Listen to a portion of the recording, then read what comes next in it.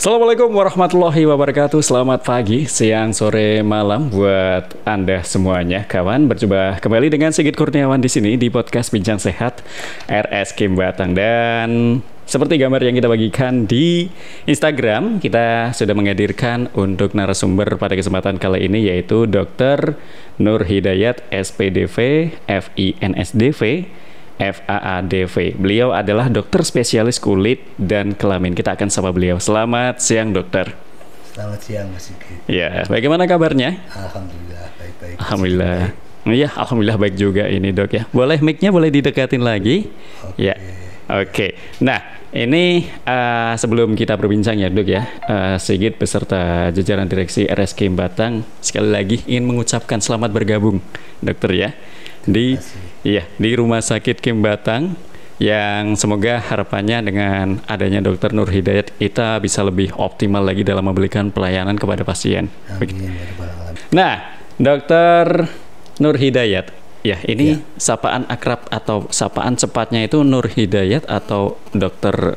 Hidayat atau apa ini? Boleh, mau dipanggil Dr. Nur Hidayat boleh, Dr. Nur juga boleh, Dr. Hidayat boleh. Kalau teman-teman main saya biasanya manggil saya Dr. Anung. Dr. Anung? Iya. Oh, dokter sapaan akrabnya Dr. Anung ya. Iya, ini luar biasa sekali kita kedatangan Dr. Anung sapaan akrabnya atau Dr. Nur Hidayat. Tapi biar lebih formal dikit ya, Dok ya. Saya memanggilnya Dr. Nur Hidayat gitu aja ya. Boleh. Santai aja, Mas. Oke. Ya, terima kasih telah berkunjung di podcast Bincang Sehat RSK Batang, Dokter. Kita akan berbicara ini mengenai skabies. Skabies yang dari dulu mungkin ini penyakit dari dulu sampai sekarang masih terus ada dan bisa terjangkit kepada siapapun. Nah, kita akan membahas terlebih dahulu penyakit skabies ini penyakit yang seperti apa, dokter? Monggo. Baik, Mas Sigit dan saya siapa ini? Sobat sehat. Sobat sehat ya. Rumah Sakit Kim sekalian ya. Jadi pertama-tama saya akan menjelaskan mengenai apa itu penyakit skabies. Skabies itu adalah penyakit, kalau dalam bahasa awamnya biasa disebut kudis ya. Kalau bahasa Jawa orang Batang biasa menyebutnya kudiken. Ya, kudik gitu ya, kudiken. Ya. Itu adalah penyakit yang disebabkan karena adanya infeksi dari tungau sejenis kutu ya. Tungau yang namanya Sarcoptes scabiei, di mana penyakit ini khas menyerang biasanya pada sekelompok orang ya, dan ditandai dengan gatal-gatal yang terutama pada malam hari. Itu gejala khasnya dan diderita oleh sekelompok orang dalam satu komunitas.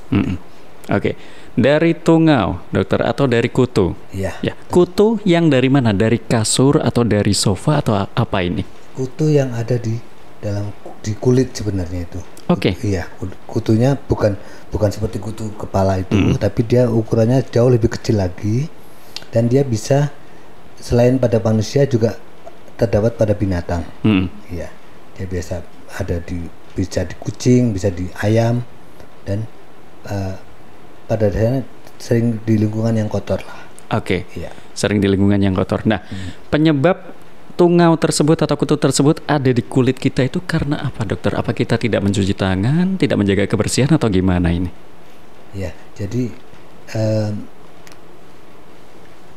terutama ya karena kebersihan. Ya, kebersihan. Dan ini tungau ini memang dia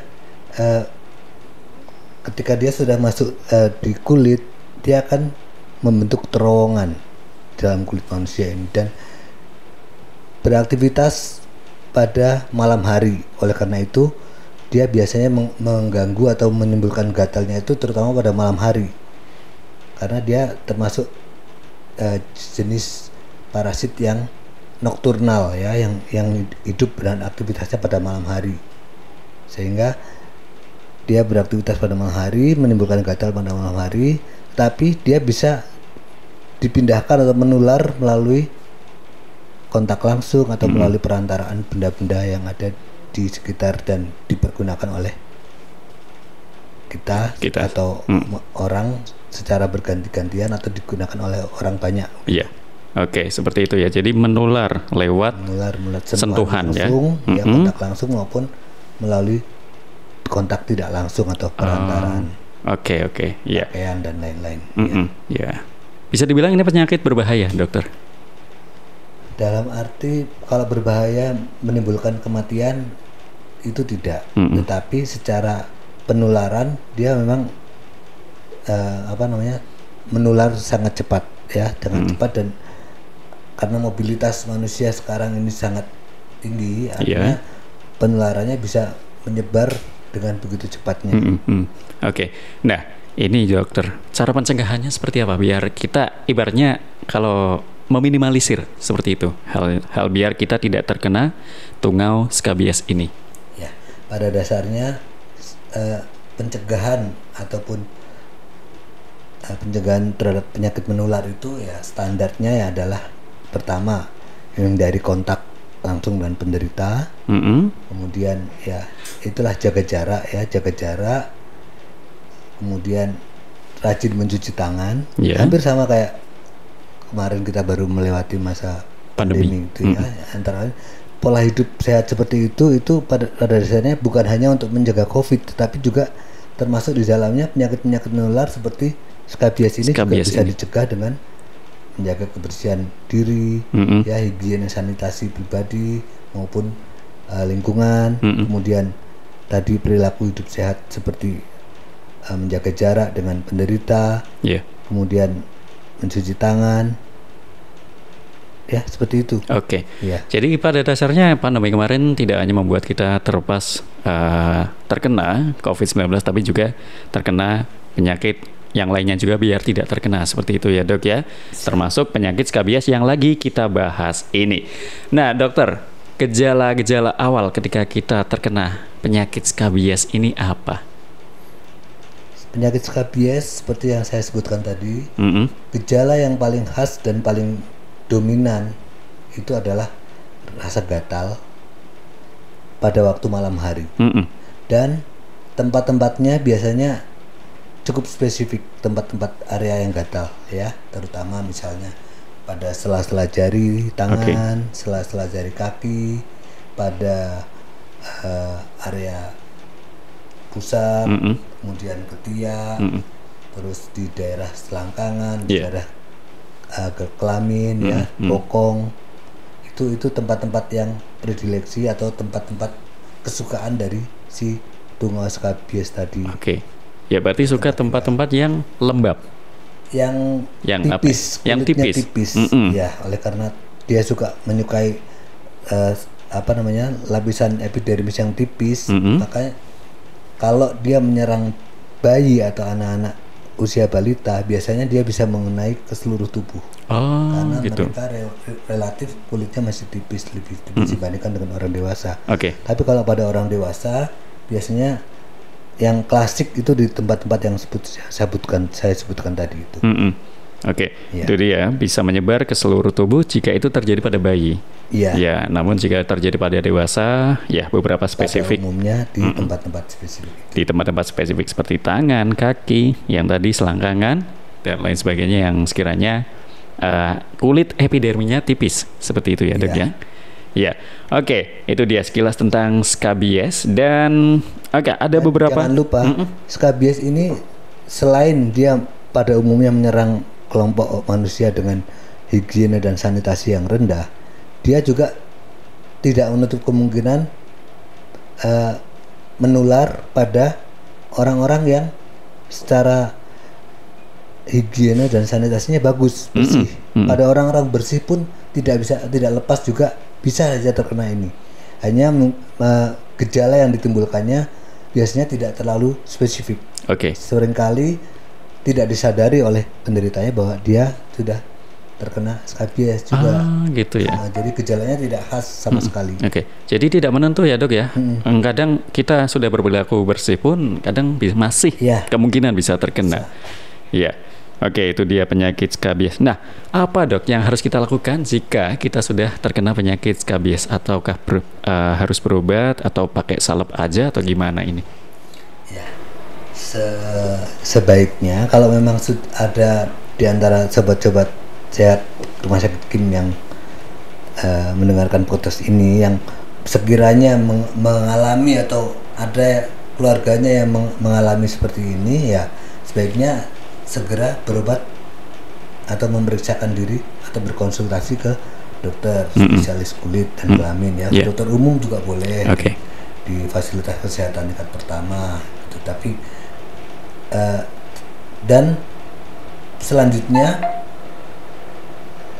biasanya bukan hanya satu yang berobat dari satu rumah itu, misalkan satu orang kena, sebaiknya semuanya harus diajak untuk berobat karena gitu ya. Karena seperti yang saya sebutkan tadi, ini penyakit ini menular. Jadi kalau hanya satu yang diobati sementara yang lain dibiarkan dengan alasan mungkin ini tidak parah, yang ini belum terlalu terlalu parah banget gitu, masih hanya sedikit. Biasanya yang dibawa berobat hanya yang paling parah atau gitu paling ya. menderita gitu. Ya, padahal belum tentu yang masih sedikit bisa kemungkinan parah juga ya dok ya. Oke. Dan yang jelas walaupun sedikit atau mungkin tidak bergejala, tapi dia sudah bisa dikatakan carrier, bisa menularkan pada orang lain. Ya, bisa menyebar ya dok ya. Oke, itu dia. Jadi penyakit skabies atau kudis atau bahasa Jawanya gudiken ya dok ya.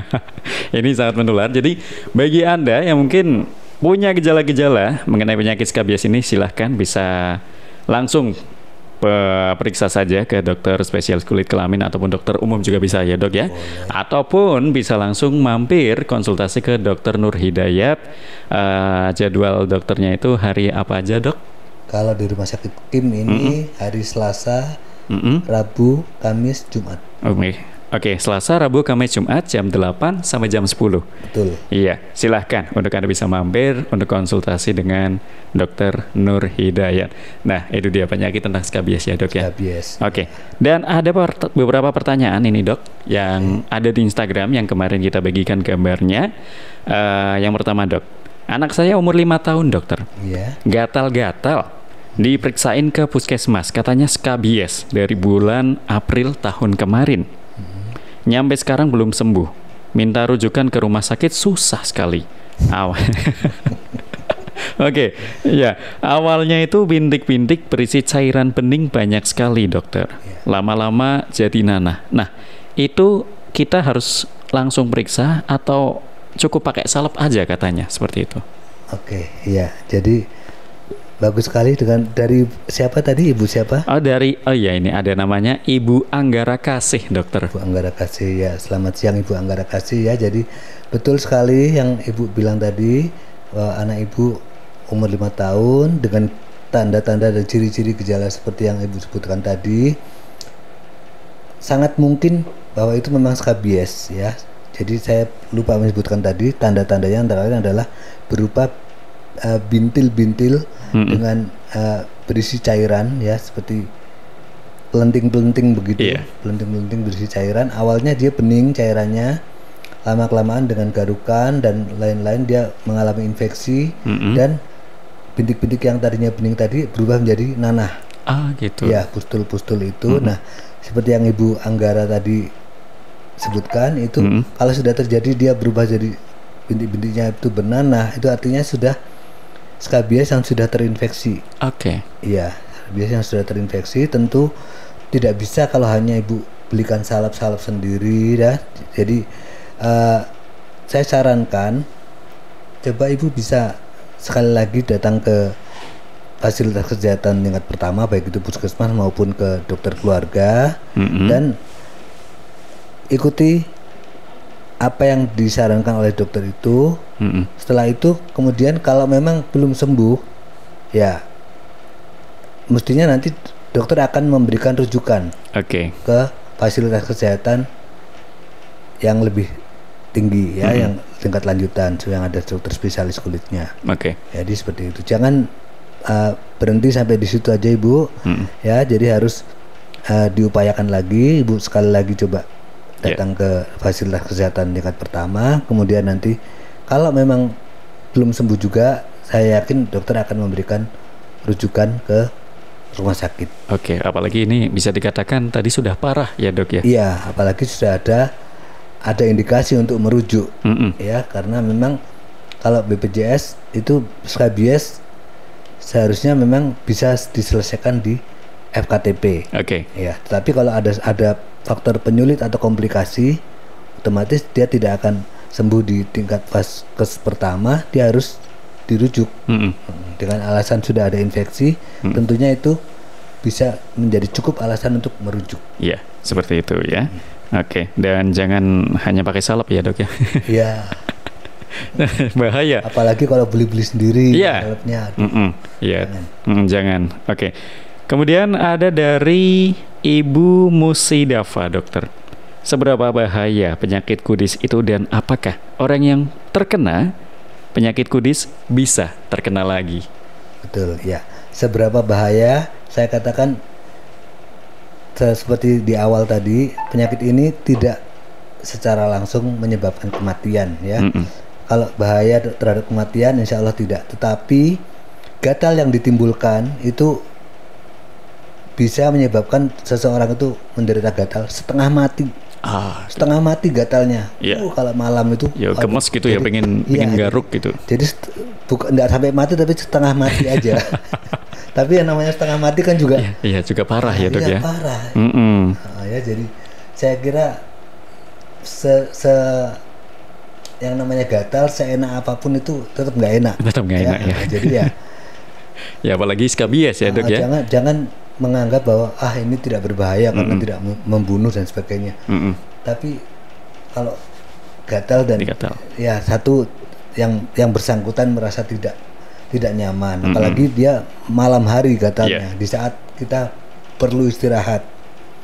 Secara fisiologis tubuh kita ketika malam memerlukan istirahat.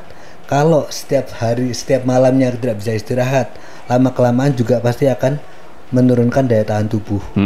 Menurunkan daya tahan tubuh sehingga imunitas seseorang akan menjadi kurang bagus. Ya. Kalau misalnya anak pelajar malamnya tidak bisa tidur, besok di sekolah ngantuk. Ya, jadi kualitas hidupnya tidak bagus. Orang-orang dewasa yang sudah bekerja pun begitu. Nah, menurunkan produktivitas, kualitas hidup seseorang akan turun hanya akibat dari penyakit ini yang seolah-olah sepele tadi ya, hanya gatal-gatal. Gatal digaruk lah sembuh gitu kan ya biasanya. Tapi ini digaruk makin enak makin gatalnya nggak sembuh-sembuh, malah makin jadi tambah infeksi lagi, tambah bla bla bla bla, jadi ya campur aduk lah jadinya. Jadi seperti itu ya, bisa dibilang ya jadinya bahaya. Penyakit yang berbahaya. Dan satu lagi, kalau ini mengenai seseorang, tentu akan bisa menyebabkan penampilan jadi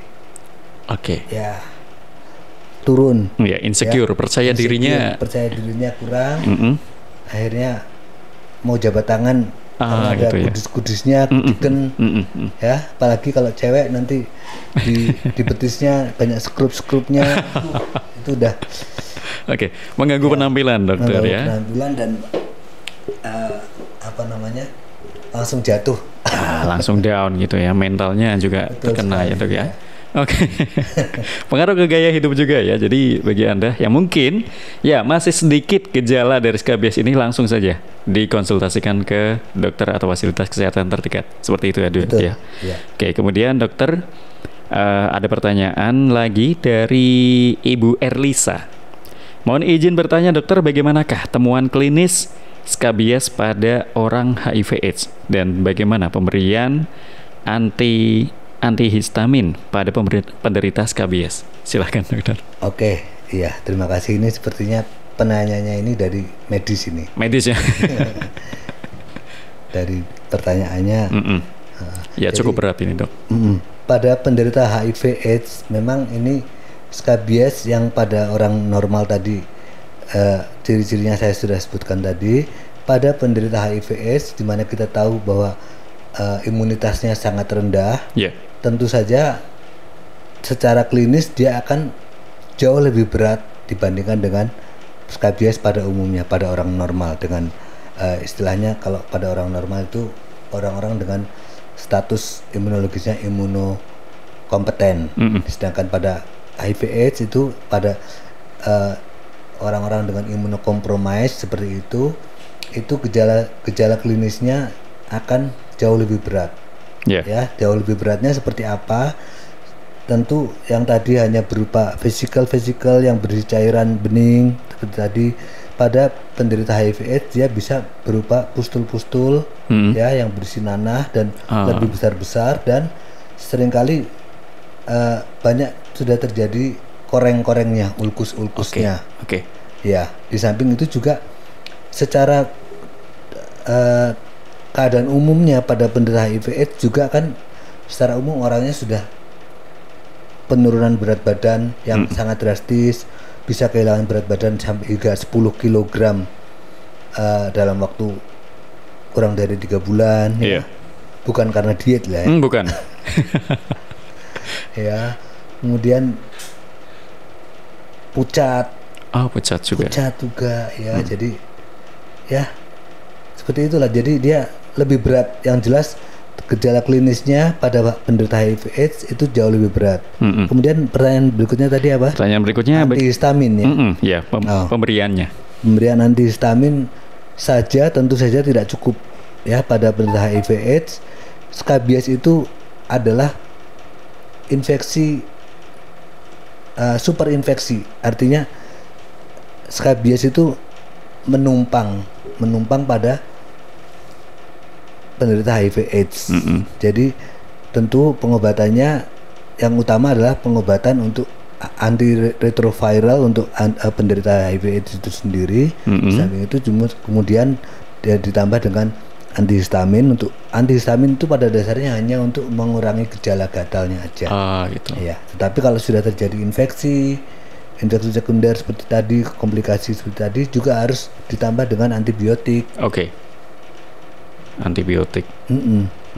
Itu mutlak diberikan, apalagi pada penderita HIV/AIDS di mana infeksi superinfeksi tadi itu bisa memperberat kondisi dari penderita tersebut. Jadi penderita HIV/AIDS itu kan pada dasarnya dia meninggal kan karena infeksi-infeksi yang saling berbagai macam penyakit gitu ya, Dok ya. Karena daya tahannya sudah melemah sama sekali. Oke, ini dia. Terima kasih kepada Ibu Erlisa. Kemudian Erlisa dokter ya. Iya, ini orang medis ini kayaknya dokter. Oke. Kemudian dua lagi dokter. Dokter mohon penjelasan detail mengenai perbedaan fisik skabies dan psoriasis. Waduh. Oh iya. Ini dua penyakit yang sangat berbeda ya sebenarnya ya. Jadi kalau skabies itu tadi dengan ciri-ciri yang saya sudah sebutkan, gatal-gatal pada malam hari, kemudian tempat-tempat predileksinya itu di sela-sela jari dengan bentuk klinisnya berupa fisikal, bintik-bintik berisi cairan seperti tadi, kemudian bisa berubah menjadi pustul, lebih mirip seperti sebenarnya kalau membandingkan skabies mungkin bandingannya bedanya dengan cacar air misalnya itu masih agak apple to apple gitu. Tapi kalau dengan psoriasis tapi karena itu pertanyaan saya harus jawab. Ya, saya harus jawab. Saya tidak boleh menawar pertanyaan. Silakan dokter. Untuk psoriasis itu dia merupakan penyakit autoimun ya. Penyebabnya dia bukan sesuatu dari luar, tetapi dia memang dari tubuhnya sendiri ya. Ada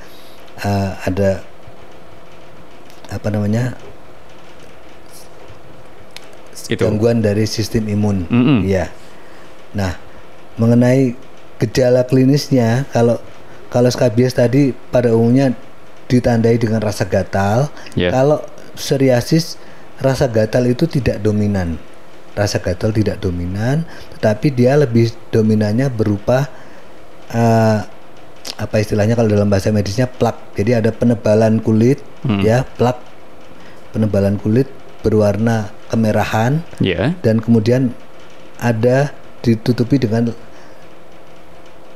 sisik, ya, sisik yang berlapis-lapis, yang tebal berlapis-lapis.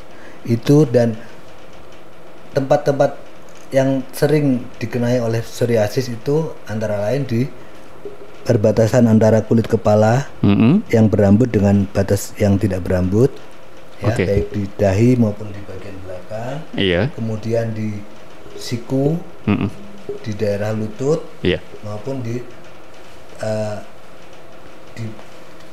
daerah punggung atau tengkuk juga bisa. Jadi, dan itu khas gejalanya berupa plak, ya plak yang bisa bulat, bisa melebar gitu, ya, dan itu menebal. Warnanya apa, Dok? Warnanya kemerah-merahan. Ditutupi dengan sisik atau kulit yang kering gitu ya? Iya, squama yang tebal berlapis-lapis berwarna seperti perak. Iya. Kalau di kulit kepala biasa juga skabies psoriasis itu di kulit kepala, dia seperti ada ketombe yang tebal dan terus-menerus walaupun sudah disampoin, sudah ini, tapi tetap ada gitu. Dan penyebabnya adalah autoimun. Biasanya dipengaruhi oleh faktor stres antara lain. Gitu ya. Ya, jadi itu dia mengenai fisik skabies dan psoriasis, dua penyakit yang berbeda sebenarnya. Sangat berbeda. Nanti mungkin bisa dibahas. Perlu kita bahas lain kali ya, Dok, ya. Kesempatan lagi dengan mungkin bisa kalau misalkan kita tampilkan ininya, apa namanya? Gambarnya. Kalau misalkan itu ada ya. Ya, ada. Baik, nanti kita tampilkan gambarnya. Penanyanya siapa tadi? Penanyanya Ibu Miki. Ibu Miki ya. Kemudian ini pertanyaan terakhir, Dok. Tadi dijelaskan ini penyakit skabies menular bisa lewat handuk, pakaian, bantal dan lain sebagainya. Nah, ini caranya katanya biar pakaian kita benar-benar bersih atau handuk atau bantal apapun biar kita benar-benar bersih itu harus diapakan, dokter? Apakah kalau memang sudah kotor banget harus dibuang atau gimana, atau harus dicuci bersih atau gimana katanya ini, Dok? Ya. Kalau kita untuk perawatan sehari-hari, dalam arti kita orang sehat, yang bukan penderita skabies, ya, handuk, pakaian dan lain-lain sebagainya itu cukup dicuci secara, ya, dicuci dengan deterjen, dengan sabun, dan dijemur, kemudian sebelum dipakai disetrika dulu dan sebagainya. Itu standar seperti itu. Tetapi kalau memperlakukan alat-alat pribadi seperti itu pada penderita skabies, nah ini yang perlu perhatian khusus ya. Jadi kalau misalkan di dalam keluarga kita ada yang menderita skabies, tentu perlakuannya jadi khusus. Jadi handuk, pakaian dalam, pakaian sarung bantal dan sebagainya itu sebaiknya selain dicuci seperti biasa, itu perlu kalau saya baca buku ada yang bilang direndam di air panas sekian menit dan sebagainya. Tapi kalau saya pribadi, saya lebih menganjurkan bukan hanya direndam di air panas, tetapi setelah dibilas direbus.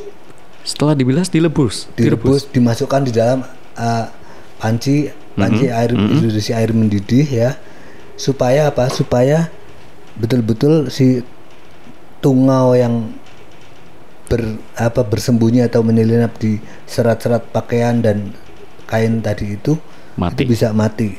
Gitu. Ya, direbus dalam air mendidih sekurang-kurangnya 10 menit. 10 menit. Iya. Sampai harus agak repot memang ya. Agak repot, dokter. Ya, tapi mau gimana lagi? Ya, tapi di dalam literatur bisa pernah juga saya membaca tidak harus sampai direbus, tapi cukup direndam di air panas gitu ya. Ya. Jadi perlakuan khususnya spesifiknya seperti itu. Seperti itu. Untuk alat-alat rumah tangga yang lain seperti kasur spring bed kan nggak mungkin direbus nggak mungkin. Jadi ya sering-sering dijemur ya, kena panas matahari.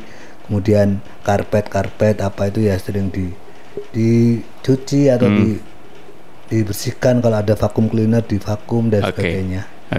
Rutin ya dok ya, harus seperti itu ya dok ya, karena memang ya bisa dianggap penyakit sepele dokter. Penyakit skabies ini ya hanya gatal-gatal. Pencegahannya juga sepele, hanya yang sepele yang berkaitan dengan kebiasaan hidup bersih dan sehat itu kan yang mahal ya dok ya. kita ya walaupun sepele tapi sering diabaikan. Kita kadang malas ngelakuinnya dok ya, padahal itu ya mudah gitu ya untuk kita ngelakuinnya. Oke, menarik sekali perbincangan kita dengan Dr. Nur Hidayat mengenai penyakit skabies ini. Dan dokter, untuk terakhir barangkali ada kata-kata untuk para sobat sehat RS Kim ini untuk tentang penyakit skabies ini, monggo silahkan. Ya, jadi sekali lagi mengenai skabies ini penyakit yang ya boleh dianggap penyakit yang sangat umum dijumpai di masyarakat kita. Banyak sekali. Saya hampir setiap hari ya menemukan penyakit ini dari berbagai kalangan, tidak cuma dan ini bisa menyerang ke semua umur. Semua umur ya, mulai dari bayi, anak-anak, orang dewasa, kakek-kakek, nenek-nenek, semua bisa kena. Oleh karena itu dan satu lagi, karena ini seringkali menyerang pada sekelompok orang ya. Jadi sekelompok orang itu biasanya kalau seringkali kita lihat misalnya pada anak-anak yang tinggal di kos-kosan atau di asrama yang sekolah tapi diasramakan ya, boarding school misalkan atau apa ya, itu juga seringkali rentan terhadap penularan ini karena seperti kita tahu bahwa ini erat sekali dengan yang namanya kontak tadi itu kontak. Jadi ketika satu orang di dalam komunitas atau populasi yang berkelompok itu kena, maka dalam waktu singkat aja hampir semuanya kena semuanya. Dan nanti dari sekian banyak orang itu, ketika dia mungkin pesiar liburan akhir pekan, dia pulang ke rumah, dia akan secara tidak sadar dia akan membawa penyakit itu ke lingkungan keluarganya yang tadinya tenang-tenang, aman-aman, tidak ada apa-apa, tiba-tiba dengan kehadiran dia yang sudah membawa oleh-oleh dari asramanya, dari ininya, itu akan berdampak ke dalam lingkungan keluarga. Terus pada anak-anak sekolah ya, pesan saya untuk anak-anak yang remaja biasanya ya, anak-anak SMP, SMA yang masih lagi suka-sukanya bersosialisasi dengan teman dan sebagainya, pulang sekolah bukannya langsung pulang ke rumah, biasanya langsung main di rumah teman, di mana dia mungkin beberapa anak sekaligus satu geng gitu, main ke rumah temennya, mainnya di kamar tidur ya kan, sambil mungkin main gitar atau apa, satu kelompok itu, sampai nanti pulang ke rumah setelah maghrib misalnya. Jadi dia mungkin karena mainnya di rumah teman sampai sore, mandi di situ, mungkin pinjem handuk, pinjem pakaian dan sebagainya, itu diusahakan jangan terjadi karena itu sangat rentan juga yang namanya meminjam pakaian, apalagi pakaian dalam. Jangan sampai. Itu pakaian dalam itu kayak tingkat infeksinya lebih tinggi. Sangat pribadi sifatnya, nggak bisa. Kalau misalnya saya sering kalau ada pasien yang seperti itu, kalau misalkan ada temenmu yang pinjam pakaian dalam atau apa, udahlah nggak usah minta kembali deh, udah kasih aja. Kasih aja. Memang bahaya ya dok ya. Meminjam apalagi pakaian dalam ataupun sekiranya yang bersifat pribadi, pakaian dan lain sebagainya, langsung kasihkan aja ya. Untuk mengurangi Apa penyakit skabies Ya, ini? daripada nanti dikembalikan tapi dapat bonus. Aduh. Bonusnya bonus bukan duit tapi penyakitnya. Oke, baik. Dokter Nur Hidayat, terima kasih atas kesempatannya. Sama-sama Mas Sigit. Iya, sudah berbincang di kesempatan kali ini mengenai penyakit skabies. Semoga bisa bermanfaat untuk sobat sehat RSK Batang. Dan kita tak lupa untuk mengingatkan bagi Anda yang mungkin mempunyai gejala penyakit skabies ataupun penyakit kulit dan kelamin lainnya, silahkan untuk langsung bisa berkonsultasi dengan Dokter Nur Hidayat ya. Jadwalnya Selasa, Rabu, Kamis, Jumat jam 8 sampai jam 10. Ya, itu untuk penanya yang tadi kalau misalkan belum puas, ya. Silahkan untuk bisa Oke. Ke mana ini, Dok? Bertanya ke mana ini? Boleh ke konsultasi aja ya langsung ya. Langsung DM ke IG-nya Kim atau mana boleh lah. Oke, siap ya. Silahkan. Ya, bisa langsung ke DM juga ke IG Instagramnya Kim untuk bisa menanyakan. Nanti kita akan langsung konsultasikan ke Dokter Nur Hidayat ya. Baik, terima kasih dokter. Sama-sama, sudah Mas berkenan ya, untuk hadir di sini. Bermanfaat ya. Amin ya Allah. Amin. Kita bertemu lagi insya Allah ya dok ya, membahas penyakit kulit dan kelamin lainnya. Ya. Oke, baik. Kosmetik juga boleh. Apanya dok? Tentang kosmetik juga boleh. Tentang kosmetik juga boleh ya barangkali. Ada yang dari mulai yang pengen putih sama yang keputihan boleh. Oke, pengen putih, keputihan, glowing ya, semua bisa diatasi oleh Dokter Nur Hidayat. Minggu kemarin datang pengen putih. Iya. Setelah ini minggu depannya datang lagi, dokter saya keputihan. Oke. Jadi dikurangi putihnya. Kurangnya, oh bisa ya dok. Ya, bahasa kerjanya seperti itu ya. Jadi ya silakan bisa juga berkonsultasi tentang kulit dan kelamin. Ya berarti kosmetik masih nyambung ya dok ya. Ya silakan Dokter Nur Hidayat lengkap tentang segala jenis masalah penyakit dan kulit. Oke, Sigit pamit undur diri. Apabila ada kesalahan kata atau mungkin kata-kata yang kurang berkenan di hati Anda, Sigit dan Dokter Nur Hidayat ya mohon maaf. Kami pamit undur diri. Wassalamualaikum warahmatullahi wabarakatuh. Waalaikumsalam warahmatullahi wabarakatuh.